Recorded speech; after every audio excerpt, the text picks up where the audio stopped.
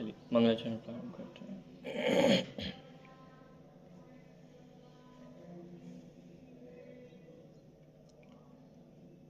नमो अरिहन्ताणं नमो सिद्धाणं नमो आयर्याणं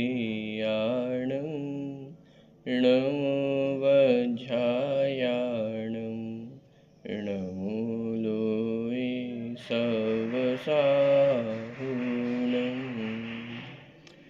मङ्गलं भगवान् वीरो मङ्गलं गौतमो गणी मङ्गलं कुन्दे कुन्दात्यो जैनधर्मोऽस्तु मङ्गलम्। सर्वमङ्गलमाङ्गल्यं सर्वकल्याणकारकं प्रधानं सर्वधर्माणां जैनं जयतु शासनम्। वन्दितु सर्वसिद्धे ध्रुवमचलमणोमवं गतिं पत्ते वोच्छामि समयपावण मृण्मोषधकेवली भणिदम्।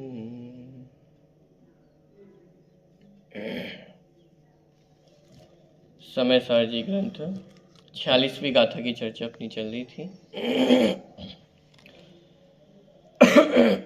अध्यवसानादिक भाव जो जीव के कहे गए हैं वह व्यवहार नय से कहे जाते हैं। इस प्रकार का वर्णन 46वीं गाथा में किया गया है और टीका में इसी बात को संयुक्ति स्पष्ट भी किया कि व्यवहार नय का प्रयोग क्यों आवश्यक है। गाथा का पाठ एक बार यहाँ से करते हैं। प्रश्न क्रमांक 388, गाथा क्रमांक 46। व्यवहारस्य दरीषण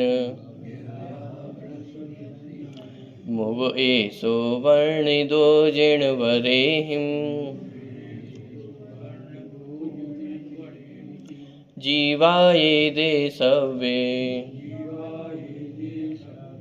अध्यवसानादो भावा।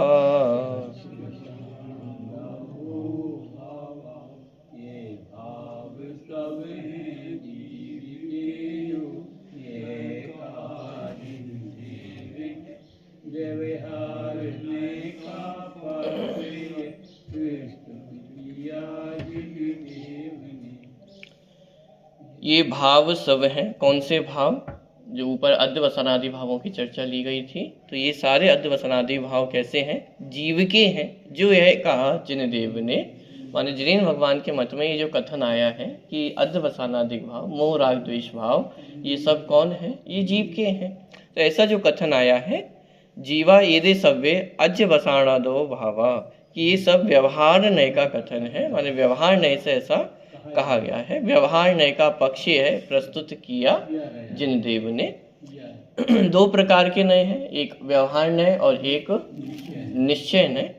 निश्चय नय एक अभेद वस्तु का परिचय कराता है और व्यवहार नय उस अभेद वस्तु में ही भेद करके परिचय कराता है। तो वर्तमान में संसार दशा में मोह राग द्वेष भी पाए जाते हैं। तो अब ये किसके हैं? और ये प्रश्न जगह जगह पर आपको परेशान करेगा, आपका पीछा नहीं छोड़ेगा ये प्रश्न कि शरीर किसका है, मोह राग द्वेष भाव किसके हैं।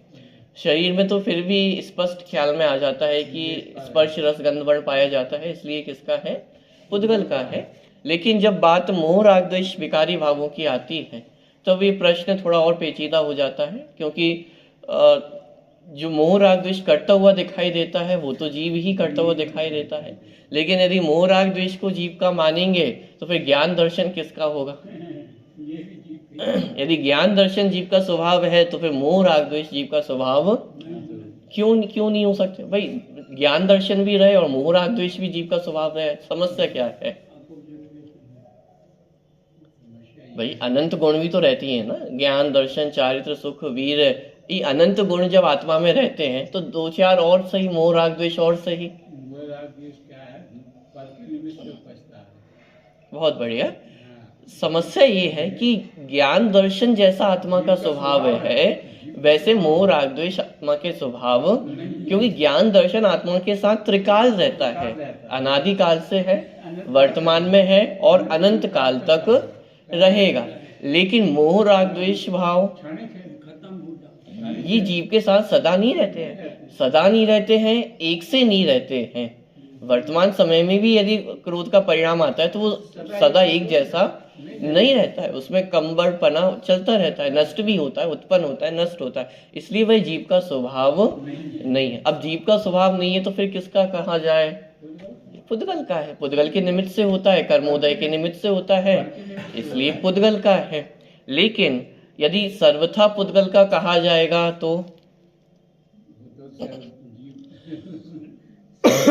क्या समस्या आने वाली है, उसकी चर्चा यहाँ पे टीका में आचार्य अमृतचंद देव ने ली कि क्या समस्या आएगी कि बंध का अभाव सिद्ध हो जाएगा, माने संसार दशा में बंध का अभाव सिद्ध हो जाएगा। क्यों? क्योंकि संसार दशा किसका नाम है?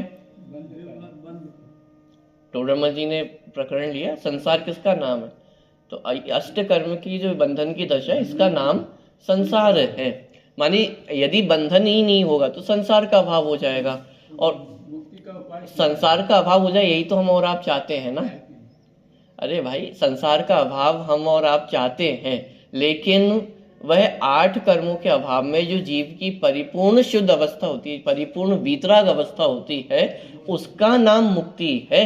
वर्तमान में उसका पता नहीं है तो वर्तमान में राग द्वेष करते हुए जीव को मुक्ति प्राप्त नहीं हो सकती है। लेकिन यदि व्यवहार न्याय का सर्वथा अभाव कर दिया जाएगा तो बंध का अभाव मानना पड़ेगा।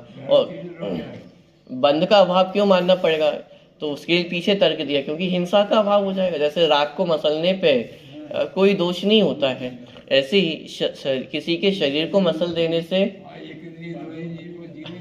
हाँ, तो माने इस तरह के सारे दोष का वर्णन यहाँ पे किया कि व्यवहार न्याय का यदि लोप किया जाएगा तो क्या क्या समस्याएं खड़ी होंगी। इसीलिए जिनवाणी में व्यवहार न्याय का वर्णन भी किया गया है। इसमें एक प्रश्न ये भी माने शिष्य का खड़ा हो सकता है कि चलो व्यवहार न्याय को आपको स्वीकार करना ही है, तो कम से कम व्यवहार न्याय में भी जो सर्वश्रेष्ठ व्यवहार न्याय माने उत्कृष्ट व्यवहार न्याय उसको स्वीकार किया जाए। 2 प्रकार के व्यवहार न्याय है, सद्बुद्ध व्यवहार न्याय और असद्बुद्ध व्यवहार न्याय। और असद्भुत व्यवहार न्याय तो शरीर आदि को पर स्पष्ट पर द्रव्यों को अपना कहता है, तो इस व्यवहार न्याय को तो स्वीकार क्यों करते हो? व्यवहार न्याय को स्वीकार करना भी है तो असद्भुत को करो, सद्भुत को करो। सद्भुत में भी उपचरित को छोड़ करके अनुपचरित सद्भुत व्यवहार न्याय को स्वीकार कर लो, बाकी सारे व्यवहार न्याय को क्यों स्वीकार करना है? तो उस सबका निराकरण यहाँ पे किया कि सभी प्रकार के व्यवहार न्यायों का भी अपना प्रयोजन है। जहाँ स्पष्ट पर द्रव्यों को अपना कहा जा रहा है, घर परिवार को अपना कहा जा रहा है, उसका भी अपना प्रयोजन है। उस व्यवहार न्याय का भी सर्वथा निषेध नहीं किया जा सकता है। जहाँ शरीर आदि को अपना कहा है उस व्यवहार न्याय का भी अपना प्रयोजन है। जहाँ मोराग्देश आदि विकारी भावों को अपना कहा है उस व्यवहार न्याय का भी अपना प्रयोजन है। किसी भी व्यवहार न्याय का सर्वथा निषेध नहीं किया जा सकता है। हाँ, निश्चय न्याय जहाँ खड़ा होगा तो वहाँ व्यवहार न्याय का स्वयमेव निषेध होता है, लेकिन बिना निश्चय न्याय को खड़ा किए व्यवहार न्याय का सर्वथा निषेध नहीं किया जा सकता है। टीका की चर्चा हालांकि कल अपन ने पढ़ी थी, लेकिन एक बार पुनः टीका पढ़ते हुए और फिर विषय में अपन आगे बढ़ेंगे। देखिए, सबसे नीचे का पैराग्राफ है, ये सब अध्यवसानादि भाव जीव है। भगवान सर्वज्ञ देव ने यह कहकर अभूतार्थ होने पर भी व्यवहार न्याय को भी बताया है, क्योंकि मिलेच्छों के लिए मिलेच्छ भाषा के समान व्यवहार न्याय भी व्यवहारी जनों के लिए परमार्थ का प्रतिपादक है, परमार्थ को बताने वाला। ये पहला कारण हुआ कि व्यवहार न्याय का वर्णन क्यों किया जिनवाणी में, और यहाँ पे स्पष्ट भी किया व्यवहार न्याय कैसा है, अभूतार्थ है, माने असत्यार्थ है। लेकिन असत्यार्थ होने पर भी उसका वर्णन किया कि नहीं किया, कि उसका वर्णन किया है। तो उसके पीछे क्या प्रयोजन है, क्योंकि जिस प्रकार म्लेच्छ को म्लेच्छ भाषा में ही समझाया जा सकता है, उसी तरह व्यवहारी जन को व्यवहार की भाषा में ही समझाया जा सकता है। समस्या ये कि हम और आपको व्यवहार की भाषा ही समझ में आती है, निश्चय नहीं की भाषा समझ में नहीं आती। जीवन में हम दैनिक जीवन में भी व्यवहार भाषा का ही प्रयोग करते, इसलिए समझाना भी उसी भाषा में आवश्यक है। तो इसीलिए यहाँ पे व्यवहार न्याय का प्रयोग किया जाता है। अपरमार्थभूत होने पर भी धर्म तीर्थ की प्रवृत्ति के लिए व्यवहार न्याय का दिखाया जाना भी न्याय संगत ही है। ये दूसरा कारण।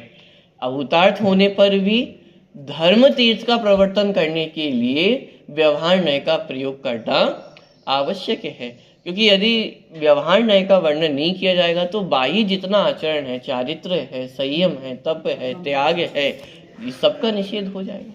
जितनी अपनी षट आवश्यक का पालन, श्रावक के जो षट आवश्यक है, देव दर्शन है, पूजा है, स्वाध्याय है, माने इसका जो व्यवहारिक पक्ष उस सबका लोप हो जाएगा।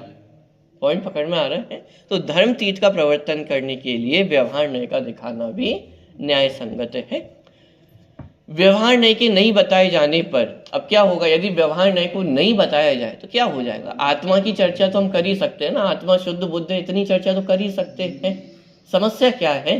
देखिए, व्यवहार न्याय के नहीं बताए जाने पर और परमार्थ से जीव को शरीर से भिन्न बताए जाने पर, जिस प्रकार भस्म को मसल देने पर भी हिंसा नहीं होती, उसी प्रकार त्रस स्थावर जीवों को निशंकतया मसल देने पर भी, कुचल देने पर भी हिंसा का अभाव ठहरेगा और इसी कारण बंध का भी अभाव सिद्ध होगा। भाई बंध का अभाव सिद्ध हो तो ये तो अच्छी बात है, हम तो चाहते ही हैं बंध से रहित होना।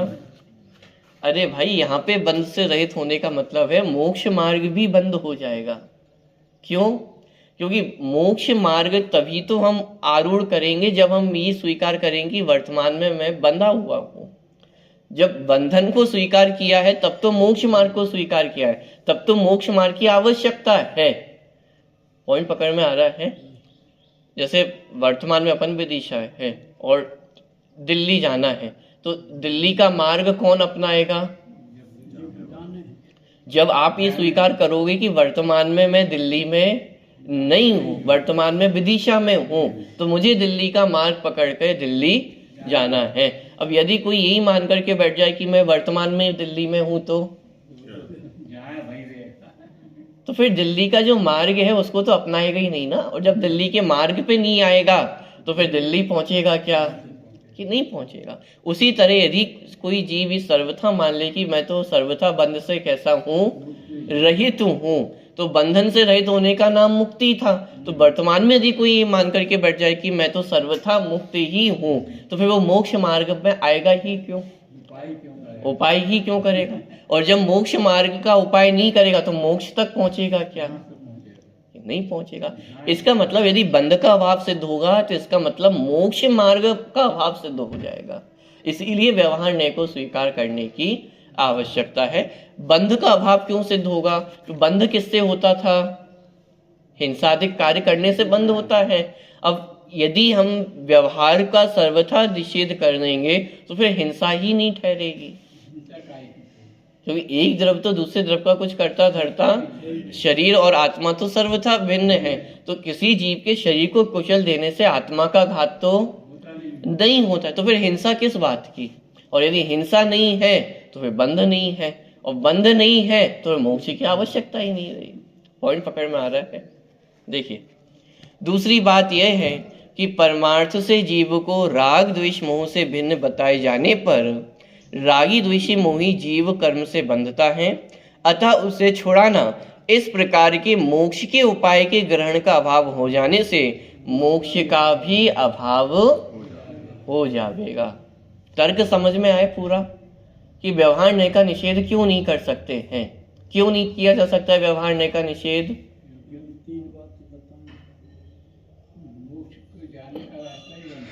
देखो, 3 कारण दिए यहाँ पे, एक एक करके समझना। पहला कारण क्या दिया था? हाँ, बहुत बढ़िया, कि मिलेच्छ को मिलेच्छ भाषा में समझाना आवश्यक है, इसीलिए इसी तरह व्यवहारी जन को व्यवहार भाषा में समझाना आवश्यक है, तो इसीलिए व्यवहार न्याय का अपना प्रयोजन है। दूसरा कारण क्या दिया? धर्म तीर्थ का प्रवर्तन करने के लिए व्यवहार न्याय आवश्यक है। पहला, मिलेच्छ को मिलेच्छ भाषा में समझाना आवश्यक है, इसी तरह व्यवहारी जन को व्यवहार भाषा में ही समझाया जा सकता है। दूसरा, मिलेच्छ को धर्म तीर्थ का प्रवर्तन करने के लिए बिना व्यवहार न्याय के धर्म तीर्थ का भी लोप हो जाएगा। इसलिए धर्म तीर्थ का प्रवर्तन करने के लिए व्यवहार न्याय आवश्यक है।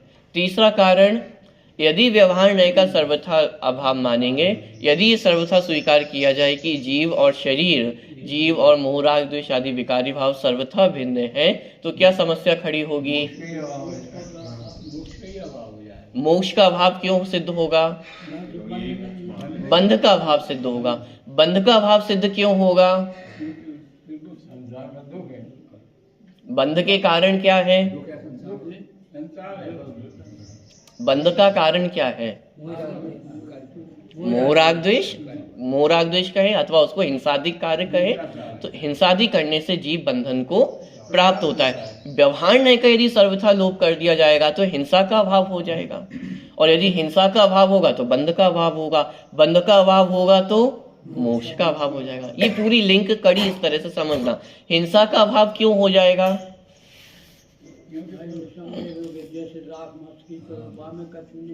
बहुत बढ़िया, क्योंकि यदि सर्वथा ऐसा माना जाए कि जीव अलग है और शरीर अलग है, तो चींटी का शरीर अलग है, जीव अलग है। शरीर तो जड़ पुद्गल है, वो तो माने जीवित है ही नहीं, तो उसको तो क्या मारोगे? और जो आत्मा है वो तो अजर अमर है, वो कभी मरती नहीं है, तो फिर हिंसा संभव है क्या?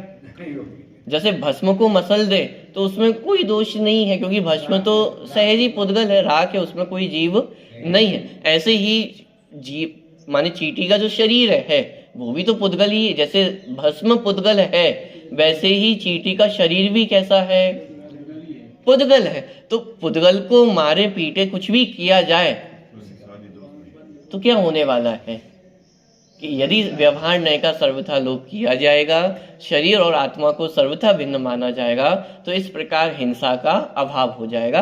हिंसा का अभाव होगा तो बंध का अभाव होगा, और बंध का अभाव होगा मोक्ष का अभाव हो जाएगा। क्यों? क्योंकि मोह राग द्वेष का नाम ही तो बंधन था, और जब यही मान लिया कि मोह राग द्वेष आत्मा से सर्वथा भिन्न है, तो मोह राग द्वेष के अभाव में होने वाली जो मुक्ति है, मोक्ष है, उसका भी अभाव मानना होगा। कुल मिलाकर के जीव का मोक्ष मार्ग ही अवरुद्ध हो जाएगा। किसको नहीं मानने पर? निश्चय नहीं की बात नहीं कर रहे कि निश्चय नहीं को नहीं मानेंगे तो मोक्ष मार्ग अवरुद्ध हो जाएगा। व्यवहार न्याय को नहीं माना जाएगा तो भी मोक्ष मार्ग अवरुद्ध होगा। अच्छा, तो निश्चय न्याय को तो नहीं माने ना? अरे भाई, मोक्ष मार्ग दोनों न्यायों के माध्यम से ही सधेगा। व्यवहार न्याय का भी अपना प्रयोजन है, निश्चय न्याय का भी अपना प्रयोजन है। प्रारंभिक जो आरंभिक दशा रहती है उसमें व्यवहार न्याय से ही जीवों को परमार्थ समझाया जाता है। समझाया तो परमार्थ ही जाया जा रहा है, निश्चय न्याय की जो विषय वस्तु है उसको ही समझाया जा रहा है। किसके माध्यम से? व्यवहार न्याय से समझाया जा रहा है। तो ना व्यवहार न्याय का सर्वथा निषेध किया जा सकता है और ना निश्चय न्याय का सर्वथा निषेध किया जा सकता है। पर व्यवहार न्याय का निषेध तो किया जाता है ना। निश्चय तक पहुंचने के लिए निश्चय न्याय ही व्यवहार न्याय का निषेध करता है। पॉइंट पकड़ में आ रहा है कि जहां निश्चय न्याय खड़ा होगा वहां व्यवहार न्याय का निषेध स्वयमेव होता है। ठीक है, चलिए। इस प्रकार यदि व्यवहार न्याय नहीं बताया जाए तो बंध और मोक्ष दोनों का अभाव ठहरता है। आत्मख्याति में प्रतिपादित उक्त विषय वस्तु को सरस सुबोध भाषा में स्पष्ट करते हुए भावार्थ में पंडित जयचंद जी छाबड़ा लिखते हैं, परमार्थ ने तो जीव को शरीर तथा राग द्वेष से भिन्न कहता है। यदि इसी का एकांत ग्रहण किया जाए, समस्या निश्चय न्याय को स्वीकार करने में नहीं है, समस्या निश्चय न्याय को एकांतता स्वीकार करने में है। जो टोडरमल जी ने प्रकरण लिया ना, निश्चयभाषी, व्यवहाराभासी और उभयाभासी, तो वहां निश्चयभाषी का अर्थ क्या कि जो व्यवहार न्याय का सर्वथा निषेध करके निश्चय न्याय को एकांत रूप से स्वीकार करता है, वो निश्चयभाषी जीव है। व्यवहाराभासी जीव निश्चय न्याय का सर्वथा लोप करके व्यवहार न्याय को एकांत रूप से ग्रहण करता है। तो समस्या निश्चय न्याय को स्वीकारने में, व्यवहार न्याय को स्वीकारने में नहीं है। लेकिन किसी को भी यदि एकांतता स्वीकार किया जाएगा, दूसरे पक्ष का निषेध करके स्वीकार किया जाएगा, समस्या उसमें है। यदि इसी का एकांत ग्रहण किया जाए तो शरीर तथा राग द्वेष मोह पुद्गलमय सिद्ध होंगे, तो फिर पुद्गल का घात करने से हिंसा नहीं होगी। क्या कि यदि सर्वथा निश्चय नय का लोप किया जाएगा, व्यवहार नय का लोप किया जाएगा, तो क्या समस्या खड़ी होगी? शरीर सर्वथा पुद्गल का ही माना जाएगा, और जब शरीर पुद्गलमय है तो फिर पुद्गल का घात किया जा सकता है क्या? वही पुद्गल में तो प्राण वैसे भी नहीं है, तो पुद्गल का तो वैसे ही अचेतन द्रव्य जड़ है, उसका क्या घात करोगे? ठीक है। तथा राग द्वेष मोह से बंध नहीं होगा। इस प्रकार परमार्थ से जो संसार मोक्ष दोनों का अभाव कहा है, एकांत से यह ही ठहरेगा, किंतु ऐसा एकांत रूप वस्तु का स्वरूप नहीं है। अवस्तु का श्रद्धान ज्ञान आचरण अवस्तु रूप ही है, इसीलिए व्यवहार नय का उपदेश न्याय प्राप्त है। इस प्रकार स्यादवाद से दोनों नयों का विरोध मिटाकर श्रद्धान करना सो सम्यक्त्व है। किसका नाम सम्यक्त्व है? एक तरफ निश्चय नय है, एक तरफ व्यवहार नय है। स्यादवाद क्या करता है? उन दोनों के मध्य जो विरोध दिखाई दे रहा है, उस विरोध को हटाता है। जैसे वस्तु स्वरूप में ही, ये वस्तु का ही स्वरूप है कि उसमें विरोधाभास पाया जाता है। नित्य अनित्यपना, ये वस्तु उसका स्वरूप है कि वह वस्तु नित्य भी है, अनित्य भी है। अब जब शाब्दिक दृष्टि से देखते हैं तो विरोधाभास दिखाई देता है, या तो वस्तु नित्य हो सकती है या अनित्य हो सकती है, लेकिन ये वस्तु के स्वरूप में है कि वस्तु नित्य भी है और अनित्य भी है। तो कोई विरोध है क्या इनमें? विरोध नहीं है, ये दोनों परस्पर एक दूसरे के पूरक है। नित्यता के बिना अनित्यता नहीं रह सकती, अनित्यता के बिना नित्यता नहीं रह सकती है, दोनों एक दूसरे के पूरक हैं। लेकिन इसमें जो विरोध हमें दिखाई देता है, इस विरोधाभास को दूर करने वाला कौन है? स्यादवाद है। द्रव्यार्थिक नय की दृष्टि से देखा जाए तो वस्तु नित्य दिखाई देती है, पर्यार्थिक नय से देखा जाए तो वस्तु अनित्य दिखाई देती है। निश्चय नय से देखा जाए तो वस्तु शुद्ध दिखाई देती है, व्यवहार नय से देखा जाए तो वस्तु अशुद्ध दिखाई देती है। निश्चय नय से देखा जाए तो जीव ज्ञान दर्शन में चैतन्य तत्व दिखाई देता है, व्यवहार नय से देखा जाए तो वही जीव असमान जाति द्रव्य पर्याय वाला पुद्गल शरीर से युक्त, कर्म आदि से युक्त, मोह राग द्वेष आदि से युक्त दिखाई देता है। तो ये स्यादवाद ने क्या किया कि उन दोनों के बीच परस्पर जो विरोध दिखाई दे रहा था, उस विरोध को दूर किया है। बात ख्याल में आ रही है? जैसे कोई व्यक्ति हमारे घर आता है, कोई मेहमान हमारे घर आता है, तो हम क्या कहते हैं कि आप अपना ही घर समझिए, आपका ही घर है, अपना ही घर समझिए, तो समझ ले सामने वाला। तो वहां जैसे हम समझते हैं कि ये व्यवहार का कथन है, कहने मात्र कथन है, और ये कथन सर्वथा सत्य, तो आपको झूठ बोलने का पाप लगेगा। भाई घर तो सामने वाले व्यक्ति का नहीं है, मोक्ष मार्ग आता है, तो प्रश्न क्या झूठ बोलने का पाप लगेगा? असत्य की परिभाषा क्या है? जैसा देखा जैसा जाना वैसा ना कह करके अन्यथा कहना, अथवा वस्तु जैसी है वैसा ना कह करके अन्यथा कहना, इसका नाम झूठ है।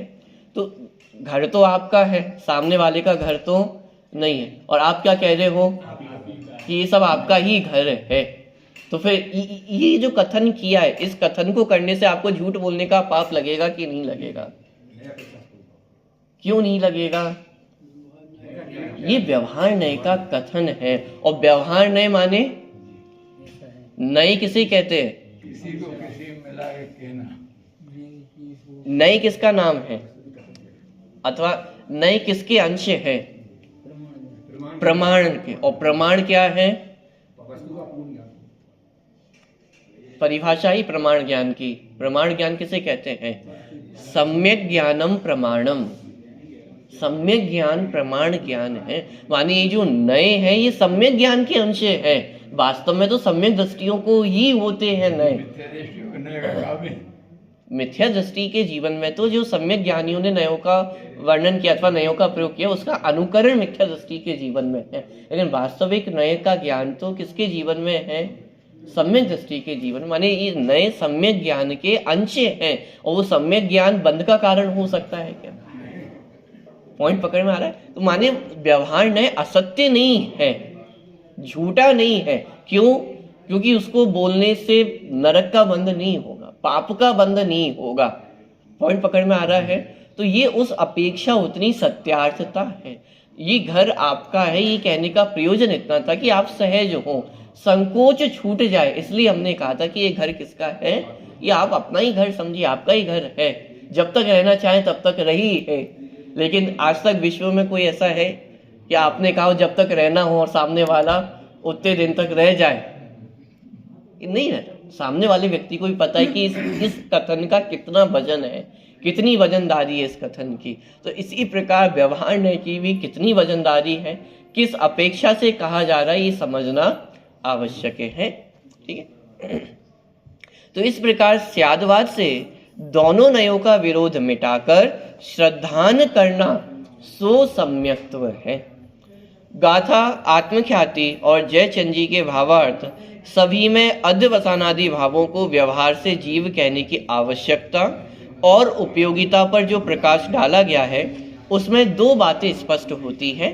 पहली, यदि नौकर्म रूप शरीर को व्यवहार से भी जीव नहीं माना गया तो त्रस व स्थावर जीवों के घात में हिंसा सिद्ध नहीं होगी। तात्पर्य यह है कि द्रव्य हिंसा हिंसा ही नहीं रहेगी।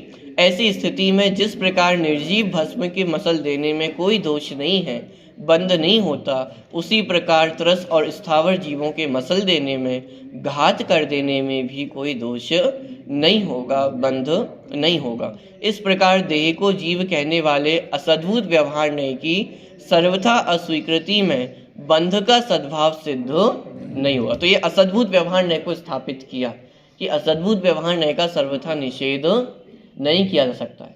अच्छा, इसमें ये भी समझना, व्यवहार नय को मात्र कहने तक ही सीमित नहीं किया जा रहा है कि व्यवहार नय से ऐसा कहा गया है। जैसा कहा गया है तद्रूप आचरण भी होगा, तद्रूप बाहर में वैसा अपने जीवन में उसका व्यवहारिक प्रयोग भी देखा जाएगा, मात्र कहने के लिए ही नहीं है। प्रयोग करोगे कि नहीं करोगे? एक घर आपने बनाया है तो उस घर को आप अपना कहोगे और मात्र कहोगे ही, उसमें रहोगे कि नहीं रहोगे?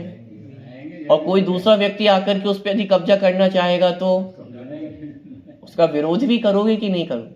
कि नहीं, व्यवहार नय से तो मात्र कहा ही जाएगा ना, कि जैसा कहा गया है व्यवहार में वैसा आचरण भी किया जाएगा, व्यवहारिक प्रयोग वैसा देखा जाएगा। जब चींटी को उस शरीर के साथ जीव कहा जा रहा है तो उस शरीर में भी जीवत्व का व्यवहार किया जाएगा। उस शरीर पे, माने चींटी के शरीर पे पैर रखने की आज्ञा नहीं दी जा सकती है। पॉइंट पकड़ में आ रहा है? वैसा आचरण भी अपने जीवन में देखा जाएगा। ठीक है। तो ये असद्भुत व्यवहार नय की चर्चा हुई पहले पॉइंट में, जहां शरीर और आत्मा को सर्वथा भिन्न नहीं कहा जा सकता है। दूसरा, यदि राग द्वेष मोह रूप भाव कर्म या अध्यवसान को व्यवहार से भी जीव नहीं माना गया तो इनसे मुक्त होने का नाम ही मोक्ष होने से मोक्ष का भी अभाव सिद्ध होगा। क्योंकि यदि जीव मोह राग द्वेष से भिन्न ही है तो इसी का नाम तो मोक्ष था, तो फिर अलग से मोक्ष का पुरुषार्थ क्यों करेगा? तो मोक्ष का ही अभाव हो जाएगा। इसीलिए मोह राग द्वेष को सर्वथा आत्मा से भिन्न नहीं कहा जा सकता है। इस प्रकार रागादि को जीव कहने वाले सद्भूत व्यवहार नय की अस्वीकृति में मोक्ष का सद्भाव सिद्ध नहीं होगा।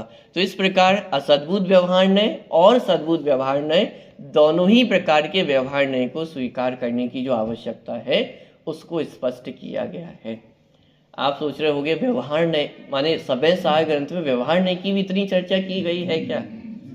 अरे चर्चा ही नहीं की गई है, व्यवहार नय को यथा योग्य स्थापित भी किया जा रहा है ये पूरा तर्क वितर्क इस बात पे चल रहा है कि व्यवहार नय से जो शरीर और आत्मा को एक कहा गया है वो सत्य है, उसको भी अपनी जगह स्वीकार करना आवश्यक है। सर्वथा निषेध नहीं किया जा सकता है। जितना निषेध किया जाएगा उसका वर्णन तो चलने ही वाला है पूरे ग्रंथ में, लेकिन निषेध करने से पहले उस व्यवहार नय को भली भांति स्थापित किया जा रहा है कि उसकी भी अपनी उपयोगिता है। उस उपयोगिता के दायरे से बाहर जाकर के यदि व्यवहार को स्वीकार करेंगे तो समस्या खड़ी होगी। जैसे उस व्यक्ति को अपन ने कहा कि उसको आप अपना ही घर समझिए, तो ये इसलिए कहा था कि आप संकोच ना करें, सहज हो जाए, इसलिए कहा गया था। लेकिन इतने दायरे से बाहर जाके यदि इस घर को अपना मानेगा, तो घर पे अपना हक जताएगा, तो फिर यही कहा जाएगा कि जो बात हमने कही थी वो आप भूल जाइए, उसमें कोई दम नहीं थी। अब निश्चय नय को खड़ा किया जाएगा कि भाई ये घर हमारा है और प्रमाण चाहिए, तो ये सारे कागज पॉइंट पकड़ में आ रहा है। ऐसे ही मोक्ष मार्ग में भी व्यवहार और निश्चय नय का प्रयोग किया जाता है। आरंभिक दशा में जीव को समझाने के लिए व्यवहार नय से शरीर को जीव कहा जाएगा, कर्मों को जीव कहा जाएगा, अध्यवसान भावों को जीव कहा जाएगा। और कैसे जीव को समझाया जाए कि जीव किसे कहते हैं? ये जो गुस्सा करता हुआ दिखाई दे रहा है ना, ये जीव है। ये जो क्रोध मान माया लोभ करता हुआ दिखाई दे रहा है, ये जीव है। ये शरीर से सहित जो दिखाई दे रहा है, ये कौन है? ये जीव है। समझाना किसको है? जीव को समझाना है। जीव को समझाने के लिए आश्रय किसका लिया जा रहा है? अभी अगली गाथा आएगी, उसमें इसी प्रकार से स्पष्ट किया कि व्यवहार नय का प्रयोग क्यों कर रहे हो, इतना घुमा फिरा के चर्चा करने की आवश्यकता क्यों है, क्या आवश्यकता है? अभी समझ में आती नहीं। अगली गाथा में अपन खैर वो पढ़ेंगे, उसकी चर्चा अपन वहीं पे देखेंगे। चलिए, अतः बंध और मोक्ष की सिद्धि के लिए सद्भूत और असद्भूत दोनों व्यवहार नयों का उपदेश न्याय प्राप्त है। इसका कारण इस प्रकार से भी समझना, क्योंकि यदि व्यवहार नय को स्वीकार नहीं किया जाएगा तो 5 प्रकार के जो जीव के भाव पाए जाते हैं औदैहिक आदि, उनमें से औदैहिक, छायोपशमिक, छायोपशमिक, ये जो भाव है इन सबका सर्वथा अभाव मानना पड़ेगा। निश्चय नय से तो एक जीव पारिणामिक भाव रूपी ही है, उसमें तो कोई परिणमन होता ही नहीं है, ना उसमें बंध है ना उसमें मोक्ष है, कोई परिणमन ही नहीं है। तो निश्चय नय से तो वस्तु कूटस्थ है। लेकिन वर्तमान में जो परिभ्रमण हमें दिखाई दे रहा है, मोह राग द्वेष होता हुआ दिखाई दे रहा है, संसार में परिभ्रमण होता हुआ दिखाई देता है, तो उस सबका अभाव सिद्ध हो जाएगा यदि व्यवहार नय को स्वीकार नहीं किया जाएगा। 8 कर्मों का बंध, उदय, उदीर्णा, क्षय, क्षयोपशम, ये सबका अभाव सिद्ध होगा यदि व्यवहार नय को स्वीकार नहीं करेंगे।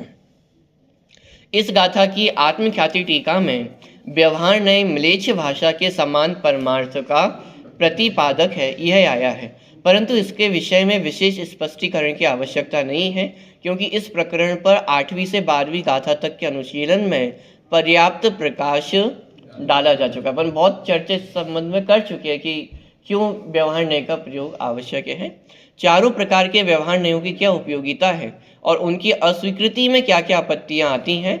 यदि इस बात की विशेष जिज्ञासा हो तो लेखक की अन्य कृति परम भाव प्रकाशक नय चक्र के व्यवहार नय कुछ प्रश्नोत्तर नामक प्रकरण में दूसरे प्रश्न से 6वें प्रश्न तक के प्रकरण का गहराई से अध्ययन किया जाना चाहिए।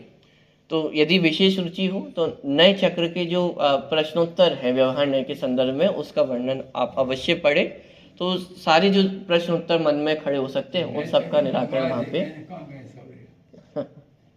चलिए, प्रश्न, अध्यवसानों में तो राग द्वेष मोहादि ही आते हैं, आप यहाँ यह कैसे कह रहे हैं कि 9 कर्म रूप शरीर को यदि जीव नहीं माना तो बंध का अभाव ठहरेगा? क्योंकि मूल गाथा में जो चर्चा प्रारंभ हुई थी वो तो अध्यवसान भावों को लेकर की हुई थी, यहाँ पर तो आप शरीर आदि कर्मों आदि की चर्चा कर रहे हो। यहाँ अकेले अध्यवसानों की बात नहीं है, अपितु अध्यवसानादि भावों की बात है। आदि शब्द का प्रयोग किया गया है, माने 39 से लेकर के 43वीं गाथाओं में कहे गए 8 प्रकार के सभी भाव आ जाते हैं। जब अध्यवसानादि भाव कहते हैं तो उसमें सभी प्रकार के 8 प्रकार के परिणाम ले लेता। 8 प्रकार के परिणाम कौन कौन से थे?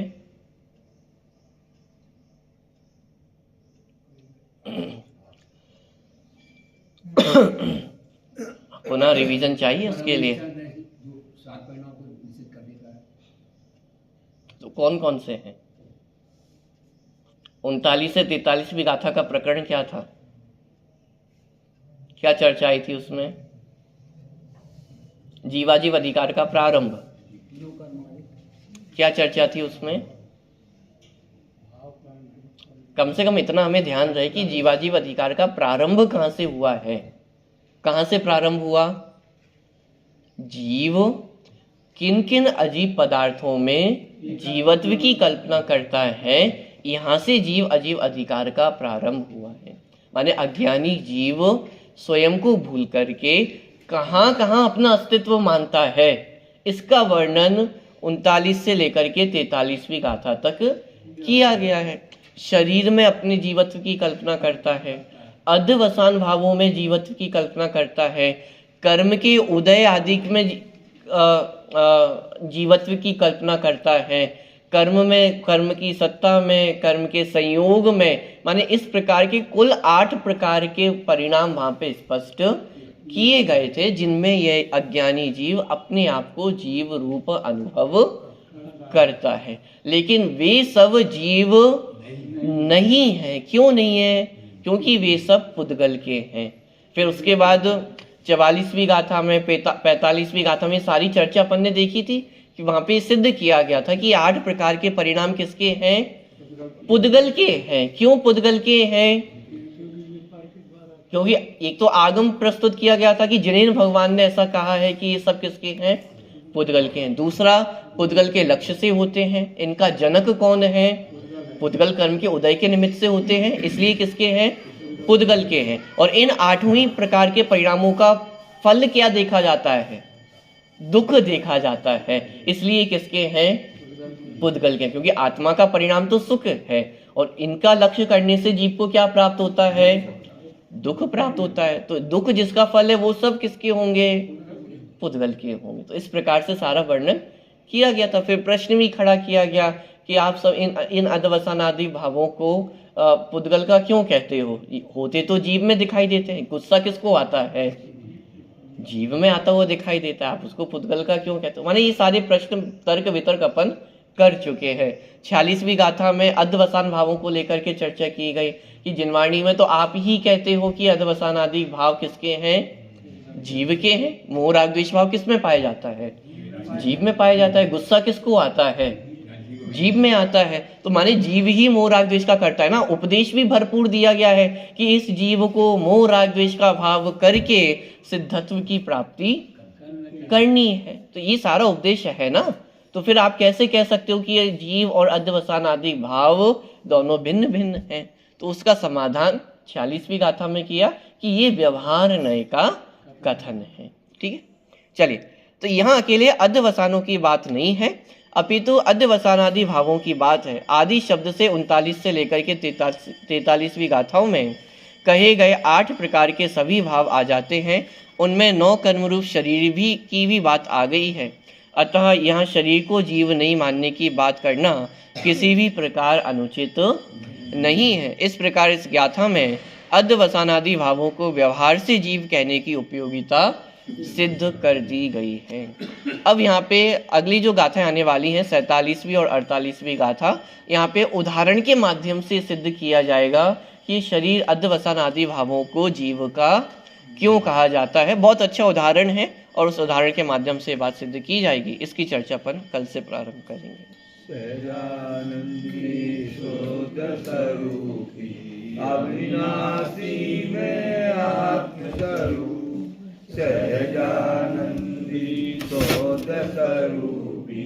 अविनाशी में आत्मस्वरूप सहजानंदी सोत स्वरूपी। अविनाशी में आत्मस्वरूप।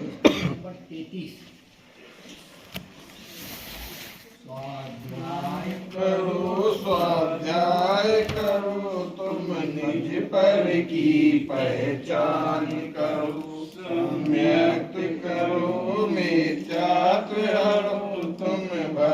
नहीं भगवान बनूं।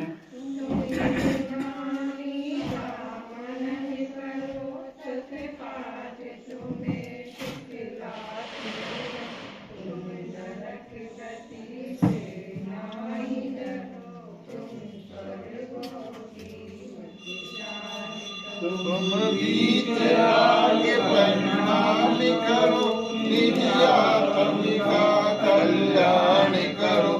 तुम सद्गुरु की पहचान करो, निज स्वभाव के प्रकाशी।